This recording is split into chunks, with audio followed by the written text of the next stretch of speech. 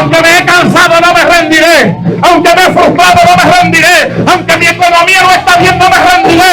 Llegaré. Entiende bien el contenido que estoy trayendo a tu vida. Aleluya. Pero si no das la honra como pasó con Jesús, lamentablemente no verás muchos milagros. Aleluya, el del barrio. Este es el que Dios eligió y el que Dios escogió. A través de él habrá milagro a mi vida. El tema que vamos a estar tocando es acerca de la paternidad espiritual. Paternidad espiritual. Hay tres grupos: los que creen, los que no creen y los que se quedan ahí en que sí y que no. Esos son peligrosos, porque esos son de los que con unos son una cosa, con otros son otra. Por eso que la Biblia habla del tibio. Es mejor estar frío y caliente. O sea, es mejor o creer o no creer. Entonces, sobre este tema en particular, está verdad que dice, sí, es verdad, eso es así. Pero está el que lo reprueba completamente. Y no damos este estudio o esta palabra con el fin de, de minimizar algo en alguien o llevar la contraria en algo, no, sino traer en luz de la palabra del Señor a nuestros pensamientos, a nuestros corazones. ¿Me va siguiendo? Y llevarlo a la claridad de la palabra para bendición de cada uno de nosotros. Gloria al Señor. Quiero leer, ¿verdad? Comenzar leyendo algunas palabras de comentaristas, de gente que se ha dedicado como tal al estudio, y me parece muy bien que leamos algo de eso para que usted vea que esto no es algo que alguien se lo inventa, sino que es algo con base. También, como introducción, quiero agregar que no busco titularme acerca de nada, ¿sabe? Usted me sigue llamando pastor, como usted me llama. El hecho de que voy a dar este estudio no significa que es que de ahora en adelante me tiene que llamar de un título o algo diferente. No, hay quienes lo hacen, pero ese no es mi fin,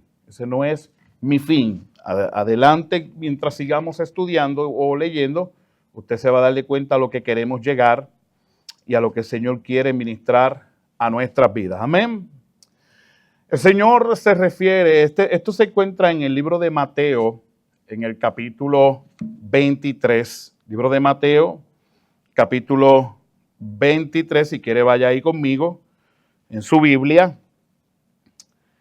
El verso 9 dice, no llames. La Reina Valera dice, no llaméis Padre vuestro a nadie en la tierra, porque uno es nuestro Padre, el que está en los cielos. Quiero repetir el texto, un texto muy conocido, un texto muy famoso. No llamen a nadie Padre en la tierra, porque uno solo es el Padre, el que está en los cielos. Ahora, no podemos tener ciertas cosas en la Biblia y simplemente leerlos tal cual como están ahí.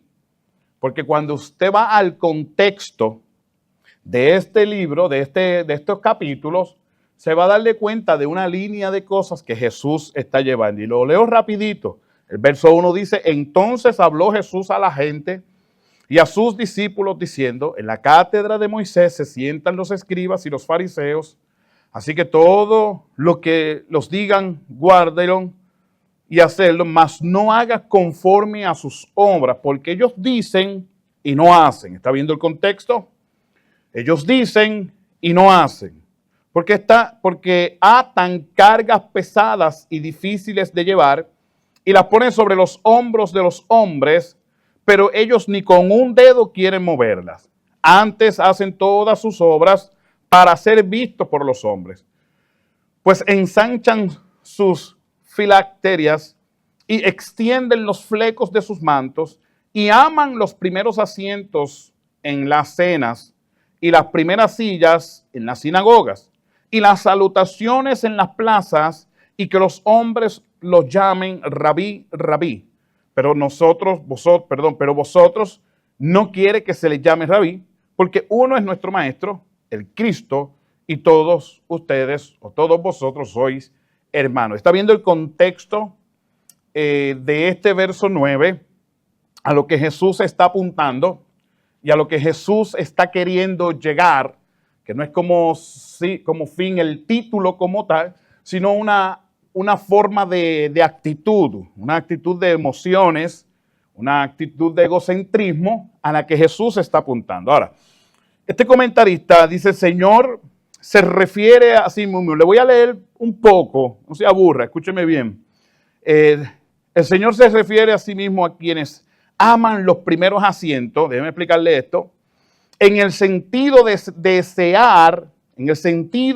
desear, el primer puesto para reclinarse sobre el diván durante la comida y asimismo anhelar el puesto de honor en determinadas reuniones. Ambicionar los primeros asientos en las sinagogas revelaba insaciable hambre de preeminencia. Estos asientos estaban en una tarima mirando hacia la concurrencia y con la espalda hacia el cofre en que se guardaban las escrituras. Es una conducta que el apóstol Santiago habla sobre eso en su capítulo 2 del verso 1 al 13 acerca de esta actitud. O sea, lo que ellos ambicionaban eran ser vistos, era estar en los primeros lugares, era ser aplaudidos. Acuérdense que en cierta ocasión la Biblia habla acerca de los fariseos que oraban en público y daban limosnas o hacían cosas en público porque el fin de ellos era siempre ser vistos, ser aplaudidos, ser de una manera u otra halagados y de una manera u otra ellos tener como que esa pompa, como ese crecimiento delante de la gente. ¿Me va siguiendo? Jesús condena el uso del título rabí no porque sea antibíblico usar un título, sino por la manera antibíblica en que los fariseos lo empleaban con soberbia. Vale la pena examinar nuestros motivos al emplear un título. Vale la pena examinar por qué quiero que se me llame o por qué alguien quiere que se le llame de una manera. En esta era de jerarquía donde los títulos predominan, pues entonces hay que examinar bien por qué es que una persona anhela o quiere que se le llame de tal manera, qué es lo que se está buscando detrás de ese nombre o detrás de ese título. ¿Me va siguiendo? El Señor también, además, dice que menciona cierto tipo de saludo elaborado que daba la idea de que el saludo era a alguien de importancia. El Señor también limita el trato de padre, ese es el verso 9. Estas palabras han de atenderse con una limitación razonable. Jesús no se refiere al trato natural dado al progenitor como título de familia o como reconocimiento de haber dado origen o principio a una causa o empresa. Lo que Jesús señala es al trato extralimitado con espíritu de adulación y lisonja que exaltaba a la criatura humana como si fuera divina, como si tuviera atributos que solo pertenecen al Padre Celestial. Ahí hay una línea muy, pero muy fina. El problema no es que a alguien se le diga maestro, o se le diga padre, o se le diga algún otro título, sino el problema es a cómo lo lleva en un término de adulación, de egocentrismo, de orgullo. Y la línea es bien fina de extralimitarse a poner a esa persona en un término de divinidad que no posee. Algo que tú y yo tenemos que entender es que somos seres humanos, carne y hueso, literal. todos, con errores, con defectos, con pecados, con problemas, con debilidades, con situaciones, y yo pudiera seguir mencionando una larga lista. Por eso Jesús apunta y dice, el único Padre es Dios, pero en el sentido referente a una divinidad, a algo sobrenatural. En la tierra no hay hombres divinos. En la tierra hay hombres de carne y hueso manifestando o ministrando, mejor dicho, bajo la unción o el poder del Padre. Nada más. Tú y yo somos hermanos y no hay uno más elevado que otro. Yo soy el pastor, pero no soy más grande que usted. No, igualito. El Señor nos ve de la misma manera. Que usted me vea a mí como alguien superior, pues usted tiene que tener un sumo cuidado. ¿Por qué? Porque aquí la gloria, la honra, el poder, el honor, la alabanza y la adoración solamente pertenecen a Dios, a nadie más. ¿Estamos claros en eso? Solamente pertenece a Dios. Entonces, el problema con el fariseo, o los escribas, o los fariseos, sacerdocios de aquellos tiempos, gloria al nombre del Señor, era que buscaban en sí que ellos fueran vistos en las salas, en las cenas o en algunas actividades, ocupaban o buscaban ocupar las primeras filas, los primeros asientos, ser vistos por todos, ser saludados, pero no cualquier saludo, sino uno que indicaba, este es superior, este es mayor que los demás, está por encima de los otros, y esto los elevaba, esto los hacía crecer. Por eso Jesús en ocasiones le señalaba de hipócritas a los fariseos, le señalaba de falsedad a ellos. Y mira qué interesante, que ahí mismo en Mateo capítulo 23, en los primeros versos, Jesús no le dice no lo escuchen. Sí, escúchenlo, porque ellos buscaban la manera de que eso que se enseñaba o se decía, lo buscaban, lo decían ahí a la exacta ley, a cómo estaba. El problema es que ellos decían que se hicieran, pero ellos no hacían. Y el problema que había era que ellos por encima de la ley aplicaban otras cosas más que no existían, que no estaban ni en la Torá, que eran más impulsos de ellos. ¿Por qué? Por la misma adulación, por la misma lisonja, esto es alabar a alguien, exaltar a alguien más de una forma extralimitada, y en base a eso, ellos comenzaron a hacer programas o ciertos tipos de eventos o cosas religiosas, pero que ya no estaban como tal, que venían de la Torá, sino que venían de ellos. Por eso es que Jesús apuntaba y le decía, ustedes óiganlo, escúchenlos, que la mayoría de las cosas que ellos dicen sí están ahí, pero no hagan lo que ellos hacen, no hagan lo que ellos están haciendo, porque lo que ellos están haciendo, lo están haciendo para un bien propio, lo están haciendo para una autoalabanza, lo están haciendo para ellos mismos. Y ahí, mis queridos, es donde hay una línea muy fina, pero muy fina. Y esa línea no la podemos pasar, porque si pasamos esa línea, ya no le estamos dando adoración a Dios, le estamos dando adoración al hombre. Y eso era lo que Jesús apuntaba. ¿Me va siguiendo? No te creo, porque ese amén está raro. Ese amén salió ahí medio. Pero vamos a fluir. Amén. Ok. Sigo por acá. Déjeme seguir.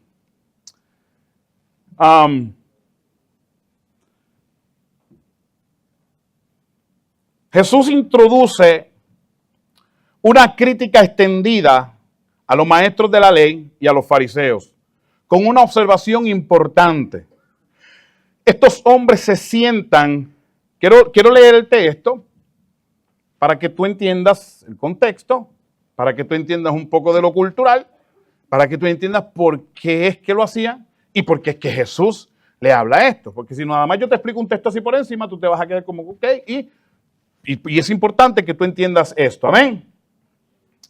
Y introduce una crítica extendida a los maestros de la ley y a los fariseos con una observación importante.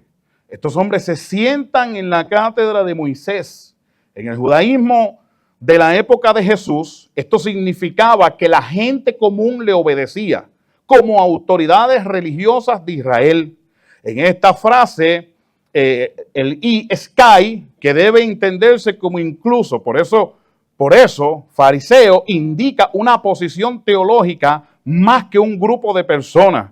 Jesús habla de los maestros de la ley que operan a partir de la postura teológica adoptada por los fariseos. La cátedra de Moisés era un asiento de piedra ubicado al frente de la sinagoga. Desde este asiento, la persona que en el judaísmo era reconocido como experto en la ley, un rabino en términos del Nuevo Testamento y un sabio en términos judíos modernos, pronunciaba su juicio con respecto a la aplicación de la ley del Antiguo Testamento y la tradición en cosas legales y sociales específicos. Sigo. Un académico judío contemporáneo, Jacob Neusser, señala que en el judaísmo el sabio participa del proceso de la revelación, la Torá, en el Antiguo Testamento. Se interpreta en la Mishná, que es el contenido, que es el comentario e interpretación de la Torá transmitido oralmente, pero ahora ya registrado por escrito. Y que el sabio aplicara ambos, así la Torá, la Mishná y el sabio están necesariamente involucrados en el proceso de discernir la voluntad de Dios, según Neusser. Las Escrituras, la Mishná, el sabio hablaban con igual autoridad. En esta postura de la fe, lo que indica Jesús al decir, los maestros de la ley y los fariseos se sientan en la cátedra de Moisés, un siglo antes de Cristo aproximadamente, se había iniciado una drástica transformación de la fe del Antiguo Testamento, que tomó una forma definida un siglo después de Cristo y que da forma a lo que conocemos como judaísmo, como religión, muy distinta a la fe del Antiguo Testamento. ¿Me va siguiendo? Ese amén no me convence. La crítica de Jesús señala a la debilidad de esta posición teológica. Los maestros de la ley son, de hecho, seres humanos falibles y pecadores como cualquier otra persona, lo que casi ahora te estaba diciendo. Sin embargo, observa, y con razón, que el fariseísmo, en formación ubicada al sabio en una posición única, dice, así que en el rabino la palabra de Dios se hacía carne, y de la unión del hombre y la Torá que produjo al rabino como la Torá encarnada, nació el judaísmo, la fe de la Torá. La siempre presente revelación y el canon siempre abierto al imponer en menos seres humanos la carta de ser, la Torá encarnada, el fariseísmo produjo no humildes creyentes, sino hipocresía. No es de extrañar que Jesús le diga a sus discípulos, no permitan que a ustedes se les llame rabí, ni permitan que los llamen maestro, porque tiene un solo maestro, que es el Cristo. Muchos de los fariseos en la época de Jesús eran sin duda hombres sinceros, pero la esencia misma de su postura religiosa les hacía vulnerable a las debilidades que Cristo presenta tan severamente en Mateo 23. Presionados por la necesidad de parecer más de lo que puede llegar a ser un ser humano, quienes aceptan esta posición pronto acababan haciéndolo todo delante de la gente, que son los versos que ves de Mateo 6, 1 al 18. Se volvían hipócritas, actores tras máscara de un escenario religioso, pero tenían verdadera autoridad espiritual estos maestros de la ley y fariseos. Ahí es que se interpreta lo que la palabra habla y lo que dice acerca de llamar a otros padres, rabí, o llamarles algún título. Todo era una forma evidenciada de un orgullo, de una vanagloria, de intitularse nombres o títulos que no iban acorde con las obras que hacían. Entonces, ¿es un problema llamar a alguien de algún nombre? Bueno, si nos vamos a dejar llevar por cómo está escrita la palabra y como tal lo dice, pues entonces no podemos llamar a nadie ni pastor, ni evangelista, ni diácono, ni misionero, ni ningún otro título. Ni ningún otro título por la sencilla razón, pues que nadie está apto para nada. Nadie entonces está en el lugar para algo. Entonces, si no podemos llamar, según lo que dice Mateo, específicamente en ese verso 9, pues entonces no podemos llamarle título a nadie. Porque la Biblia específicamente dice, no, uno es el Padre y todos los demás son hermanos. Entonces, no existe nada más. Pero no es a eso. Tenemos que entender la palabra, buscar el estudio cultural, buscar en el momento en que se enseñaba o se decía, buscar en qué manera Jesús lo está transmitiendo, a quiénes se lo está transmitiendo y por qué se lo está transmitiendo.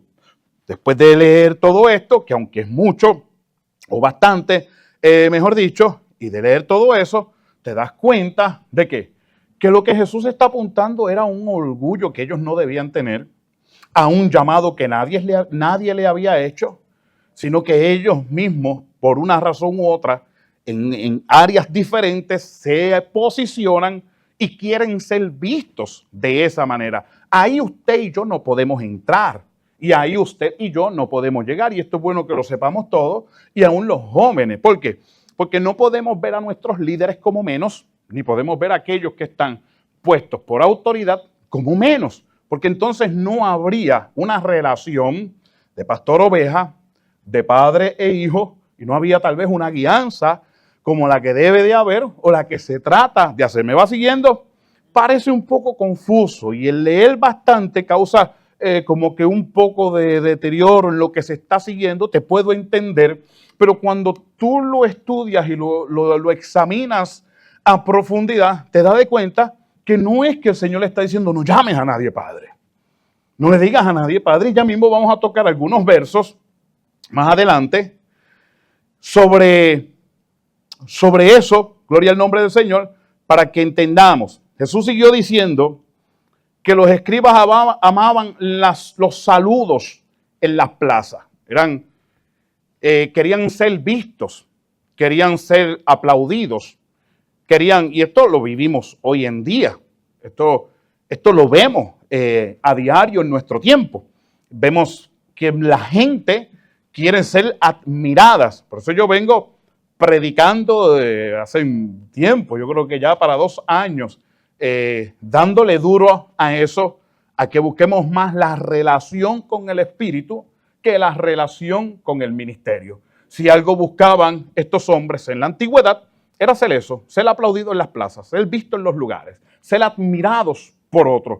Vestían unas ropas ostentosas, tenían decoraciones que llamaban la atención, y de una manera u otra lo que buscaban era el aplauso de la gente.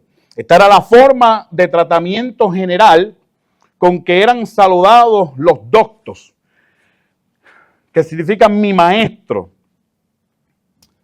Dalman dice que por consenso general, rabí era reconocido como un término superior, rab y rabán, admitido como más alto que rabí. Pero los discípulos, no debían ser llamados rabí. Este mandato debe ser tomado en el espíritu y en la letra. Jesús no está dando reglas precisas acerca de empleo de términos técnicos como los títulos doctor y reverendo. Más bien está hablando en contra del espíritu de orgullo que hace el hombre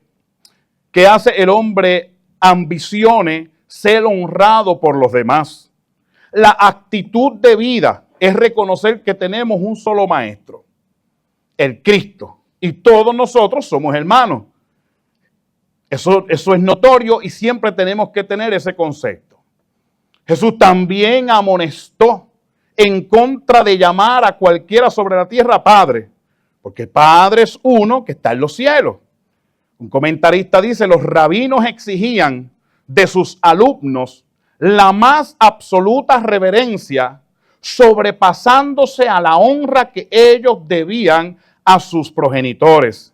Cita como prueba un número considerable de fuertes declaraciones de los rabinos judíos para sostener su aseveración. Esa era exactamente la actitud que Cristo estaba condenando.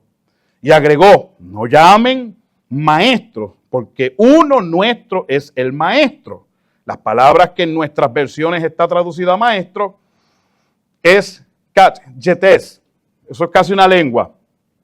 Y ese es el único pasaje donde se halla en el Nuevo Testamento que proviene de un verbo que significa ir delante o guiar.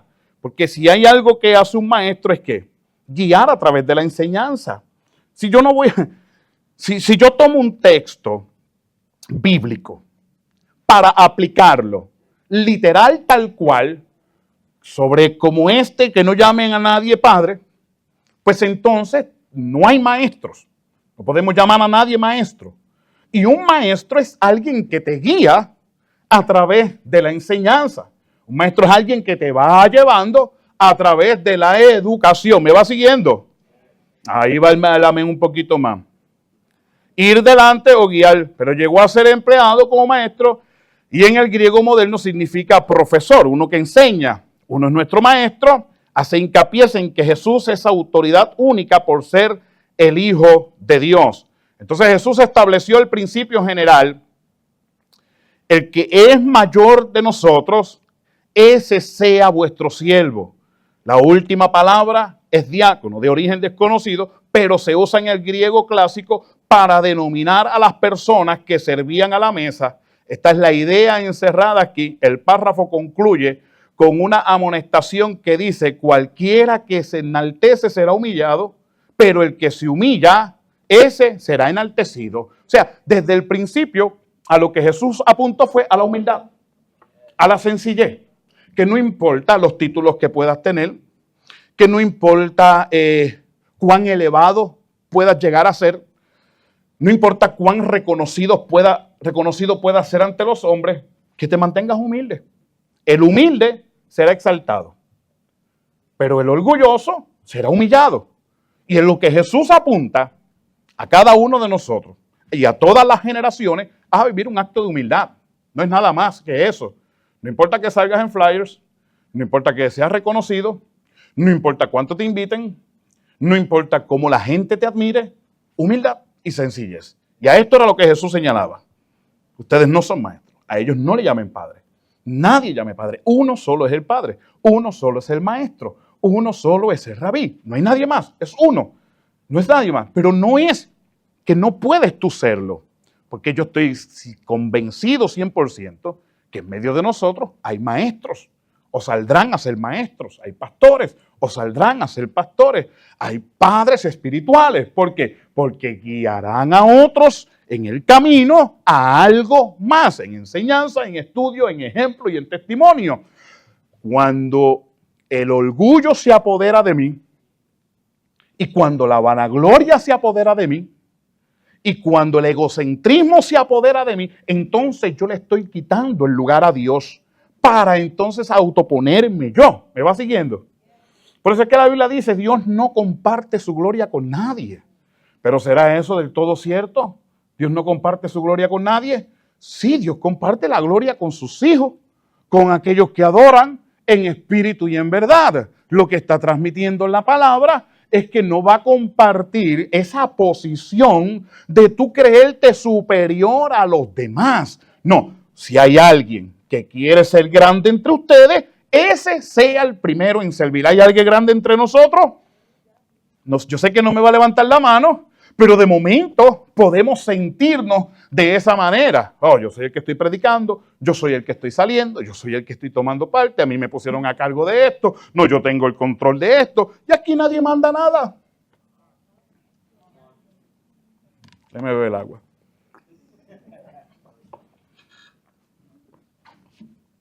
Aquí nadie es dueño de nada. es lamentable y triste que lo que más destruye a una persona es un título.